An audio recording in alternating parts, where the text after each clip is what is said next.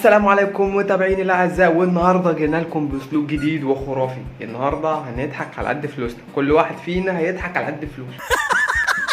لو تلاحظوا معانا هنا لابس شنطه بفتله والضحكه بتاعته طويله، فاحنا هنقيم ظروفه الماديه. حد ده مصدي باينه من الضحكه. اللي بعده ولا ده اكيد مفلس خالص.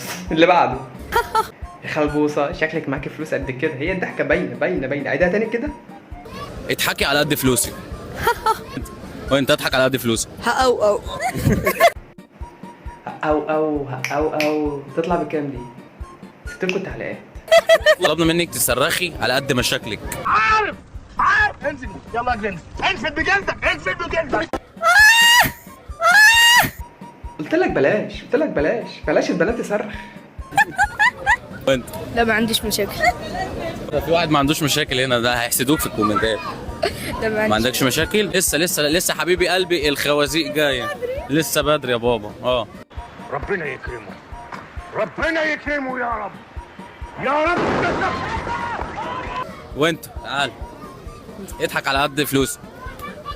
لا بصوت. مش هنقدر نضحك اكتر من كده. طب انا حاسس بيك يا ابني، حاسس بيك. استنى صرخ على قد مشاكلك. هوبا. عامله ايه؟ الحمد لله. اسمك ايه؟ مي. بص يا مي، طب قولي لنا مواصفات فتى احلامك يبقى عامل ازاي؟ فتى احلامي يبقى طويل عشان انا طويله، مؤدب الناس، وده بقى صعب دلوقتي. يكون بيصرف كام في الشهر؟ لا انا مش طماعه، يعني 25 30. واثقه من كلامك يا بسمة.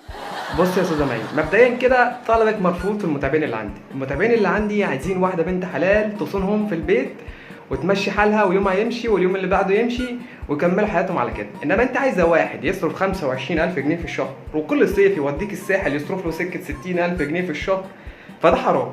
فانت لو قطر الحياه فاتك استنى القطر اللي بعده وبقى قابليني لو جه. ومن هنا انتهت حلقتي. ولو عجبك الحلقه طبعا زي كل مره وزي عوايدكم ما بتعملوش لايك ولا تعملوا اشتراك ولا تعملوا مشاركات، فعادي.